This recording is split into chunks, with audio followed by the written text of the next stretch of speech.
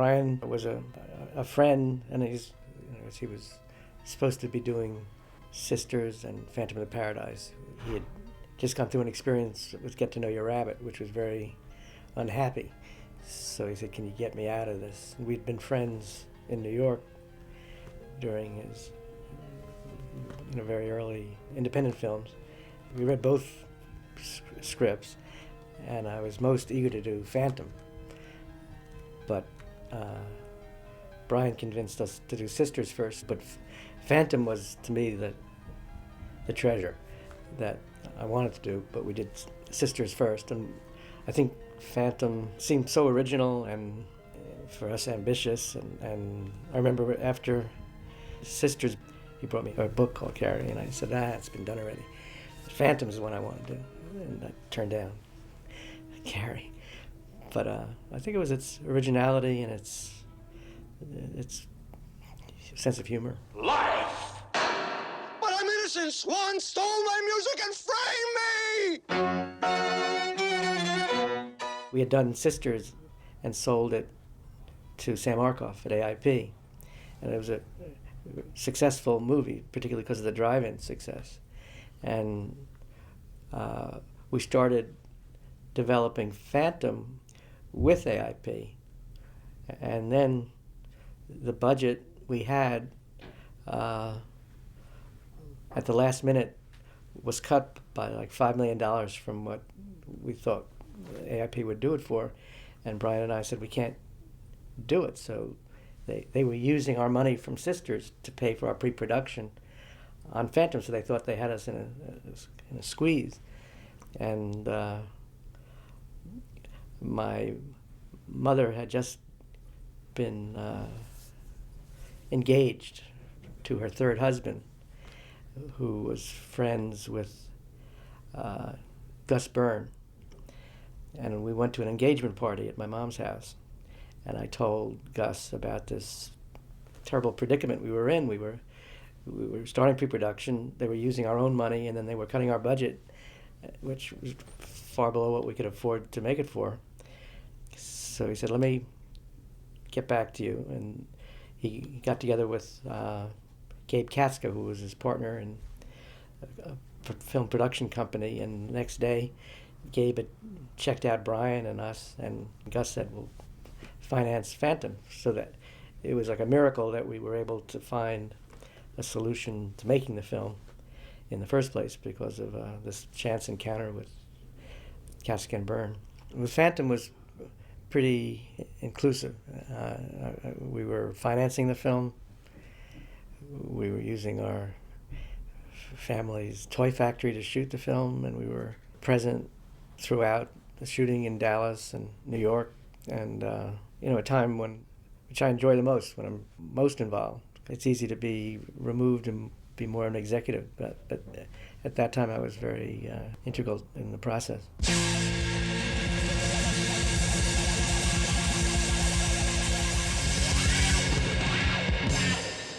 A person who was never recognized for her help in making the film was my mother, Lynn Pressman, because Lynn Pressman ran Pressman Toy Company, my family toy company, and she allowed and encouraged us to use the factory for the prison scene and the scene in the record pressing plant. There was a moment of terror when the machine seemed to be actually almost crushing Bill's head. Actually had an incorrect setting. Fortunately, it didn't.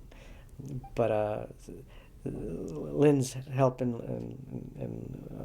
letting us use the factory for the prison scene and for that record scene, and generally helping us finance the movie with the help of Gus Byrne and Gabe Katska. I think if there was one person who was I've never really recognized for help in this movie, it was Lynn. We had a lot of the same people from Sisters and Badlands that were made just prior involved. Sissy Spacek and Jack Fisk, and a lot of the team, Lou Stroller, a number of people who were integral to that period. Those three films, Sisters, Badlands, and Phantom, kind of overlapped.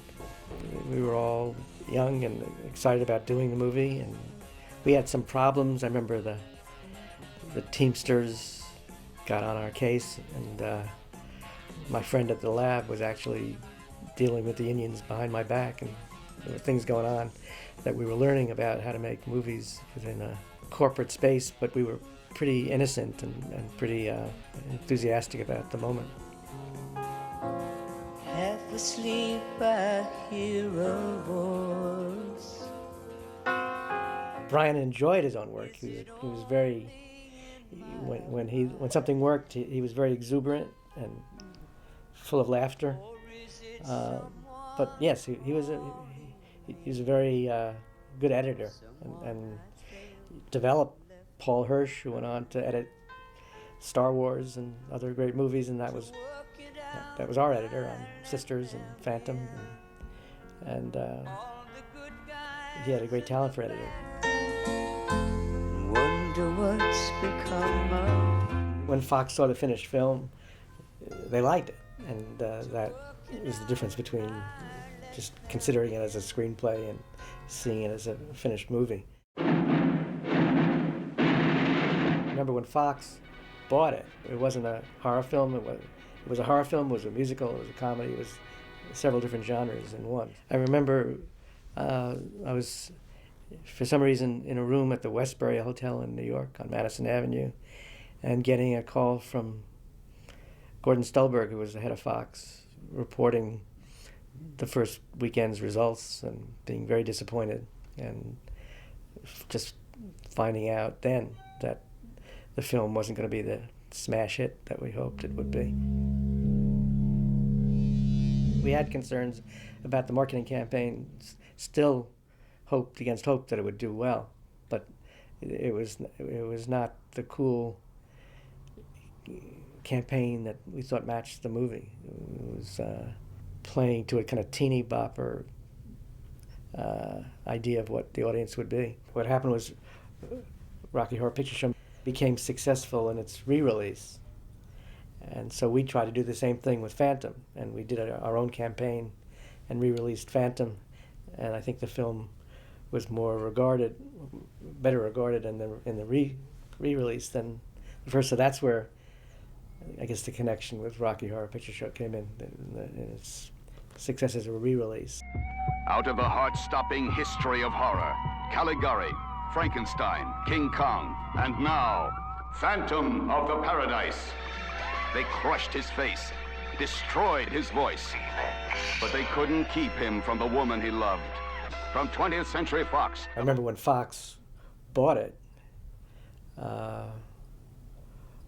we had the unfortunate experience of finding out that the record company on the label that was in the film was Swan Song, which was Led Zeppelin's, so we had to change way before CGI and computers made it such changes easy to replace Swan Song with Death Records.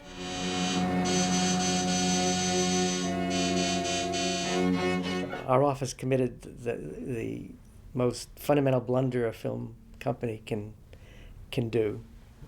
And I remember the thunderstruck fact that when the lawsuits hit, I went to Norman Levine, our insurance broker, and said, well, we have our E&O policy to cover all this. And he said, sorry to say, you never signed it.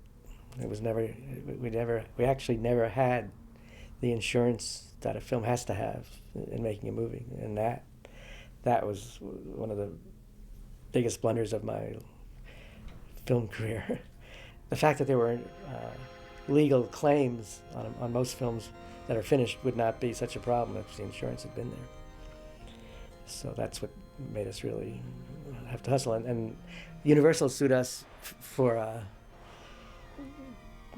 plagiarizing Phantom of the Opera. And our legal advice was that this was a parody, and therefore we were not vulnerable to such a claim. But Fox said, you may be right, but we don't have time to prove you're right, and you have to settle it and pay Universal before we're going to release this picture. So we were even though we were legally in a I think the right position, Fox wasn't ready to let us fight the battle. So we had to settle that. So between the fact that we didn't have E&O insurance on the Swan Song issue, and Universal was claiming this issue that Fox didn't want to fight, we had to settle both. At the time, the sale of Phantom for an independent film was unprecedented. It was like a big deal to get $1 million and $2 million. At that time, independent films were quite a rarity. I think Paul Williams, who's become a great friend and is a great artist, at the time was like the most prominent name involved with the movie. He had written major successes for illustrious musicians, and I think the marketing emphasized his involvement in a way that kind of diffused the idea of what the movie was. And it's interesting, the Fox campaign was an adolescent approach, which in retrospect is interesting because a lot of the fans today who are most ardent were adolescent at the time and were young kids, and they are great fans today, but the audience was very limited when the film came out, and it took a second release with a bit more sophisticated campaign for the film to I think establish its reputation. There was a campaign that tried to make it a straight horror movie, and then there was I think the original campaign was kind of unclear and diffuse because it had so many different elements that it didn't make clear what the focus was. The one we came up with was by Richard Corbin, which was more like the comic book films we see today. It was, I think, in that sense, ahead of its time. It was a very super real idea of what the film was, which is what I think what the film is. It's a comic book of a movie. We went to we started in Little Rock, Arkansas, which was the smallest kind of major market where you could buy TV time and put it out there and be an important film in the marketplace, which would be very difficult to do today. But at that time, we, with our own resources, re-released Badlands and the same with Phantom at Little Rock first. Then we went to Memphis, and then we went to Dallas. And once the films were successful in Dallas, the studios were sold on the idea of re-releasing the film more generally. And so that we followed that same pattern with Phantom. You know, it was a good educational experience, and marketing, did our own trailer. From 20th Century Fox, the most highly acclaimed horror fantasy of our time, Phantom of the Paradise, rated PG.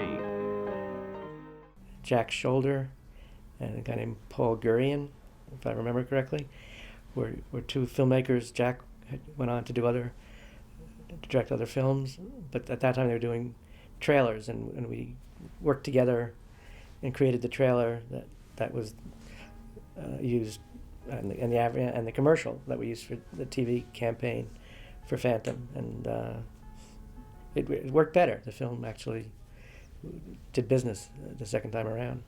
We called it the greatest fantasy of our time. I don't know. We built it up to be something really good and special, and we were proud of it. And we all know advertising can overcome a lot of issues by just spending money in the marketplace and having the film front and center with and Phantom had so much great stuff to use visually to play with. The original title Brian had was Phantom at the Fillmore, but Bill Graham would not give us the rights to use that title. The idea of calling it just Phantom sounds like that could have been an interim step. So we then changed it to Phantom of the Paradise, which was a movie theater up in the Bronx. There was a famous movie theater called the Paradise, which is what Brian, that's why we named it the Paradise. There was a theater uptown called the Paradise.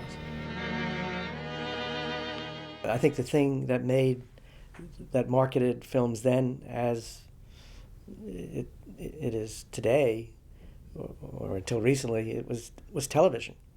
There is what we did on the re-release of Phantom was advertise the film on television in a very saturated way, and opened it in quite a few theaters.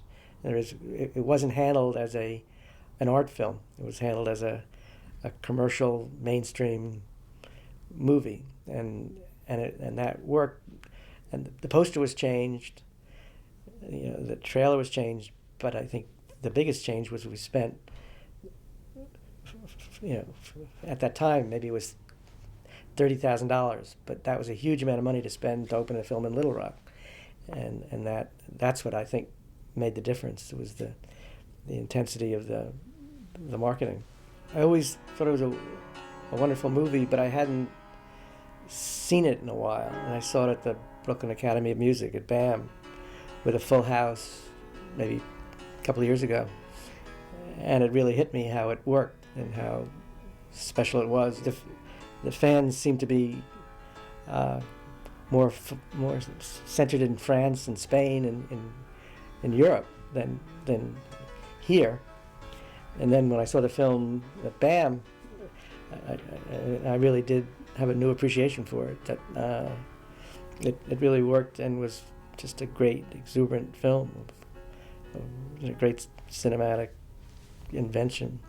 I take delight in seeing its influence on contemporary culture. Bands like Daft Punk, acknowledge the influence that Phantom had on them. As I lost control, I swore I'd sell my soul.